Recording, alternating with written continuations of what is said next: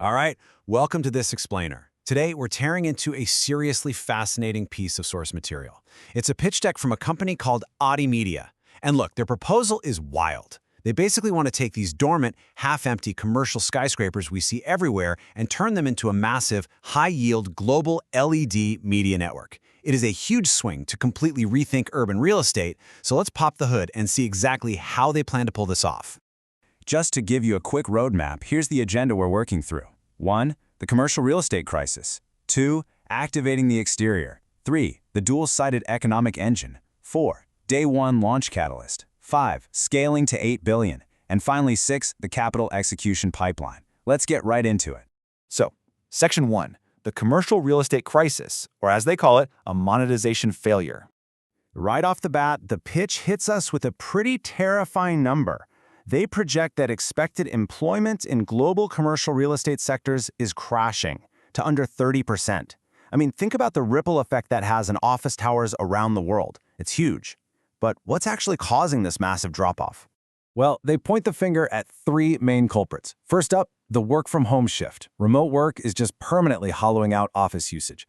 Second, AI automation is stepping in and aggressively reducing corporate headcount. And number 3, those first two things combine to create this massive valuation void. With traditional rental income drying up, the market value of these premium city buildings is just tanking. Which brings us to Section 2, activating the exterior, the so-called paradigm shift. Okay, this is where it gets kind of sci-fi. Instead of worrying about the empty space inside the building, OTTIMEDIA wants to slap ultra-thin, high-res, smart LED video walls all over the outside facades. They're pitching this architectural integration as a way to instantly flip a dead office tower into a massively profitable, globally visible asset. Now, I know exactly what you're thinking. How on earth do you cover a glass building in screens without plunging the remaining tenants into total darkness? It's literally the first question any building owner would ask. Well, they claim to have an engineering moat to handle this. They're using specialized transparent LED tech. And here's the kicker. It supposedly allows for 70% natural light penetration, so it's pitched as a zero-compromise situation. The outside is making money as a giant billboard, but the folks working inside can still see the sun. It's a pretty clever workaround. Moving on to Section 3, the dual-sided economic engine, creating a frictionless marketplace. The whole idea here is to make this a no-brainer for both sides of the coin. For the asset owners, immediate cash flow. We're talking a minimum of $200,000 in base rent right away, plus a 20% profit share. And for global advertisers, they get rapid, whole-year depreciation benefits since they pay up front and honestly, an extreme cost arbitrage. They get massive visibility for a fraction of the usual price. And speaking of that cost arbitrage, look at this. They claim a staggering 120 times cost differential.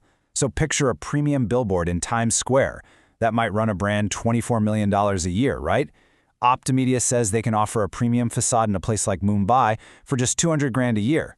They're betting that this huge price gap will totally break the traditional location monopoly. But wait, there's a secondary pitch here called the Velocity Engine. The screens aren't just for Nike or Coca-Cola ads. They also broadcast these rapid, 15-second micro-pitches for the available office space inside that very building. And these cycle on a global automated rotation. The thinking is that this will psychologically influence high-net-worth buyers in other major cities and just supercharge the contract signing process for the building owners. All right, Section 4, Day 1 launch catalyst, proving the model at top locations. To get this whole ecosystem off the ground, they need a big splash. The launch catalyst involves putting up an absolute monster of a screen, 2,000 square meters, on a flagship tower in Mumbai or Delhi. They're talking a guaranteed 1 million views a day. They plan to pack the launch event with 5,000 companies, including big tech, to drive instant on-the-spot space reservations, basically securing a 12-month runway on day 1. Section 5, scaling to 8 billion. Here is where the financial projections get super aggressive.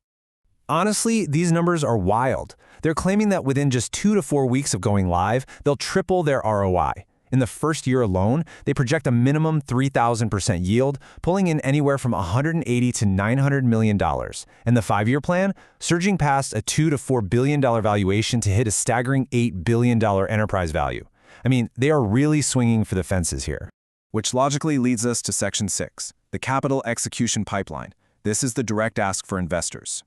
So how much do you need to get in? It's tiered. You can grab a 1% entry stake for $420,000, though there's a little urgency built in, dropping it to $350K if you sign by the end of June.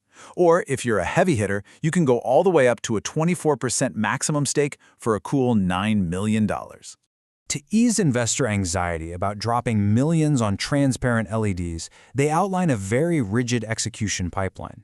Everything is legally structured via notary in Vienna. They promise joint financial control, putting the funds in a joint account where you can literally monitor the daily movements via online banking.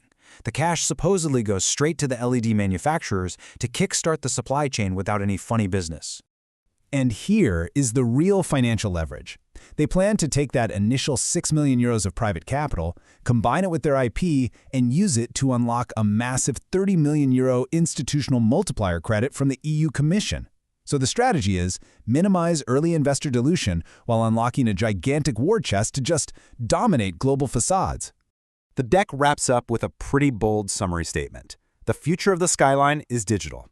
They really believe they've found an untapped, massively lucrative real asset class hidden in plain sight, with airtight unit economics that just can't lose for owners or advertisers.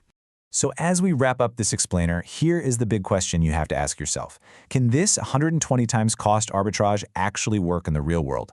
Can transparent LEDs and a synchronized ad network actually turn empty office buildings into an $8 billion digital skyline? Or is this just a really beautiful, highly optimistic fairy tale for the future of our cities? It's a wildly fascinating idea to chew on, and it definitely makes you look at those empty glass towers a little differently. Thanks for hanging out with me for this one. Keep asking questions, and I'll catch you next time.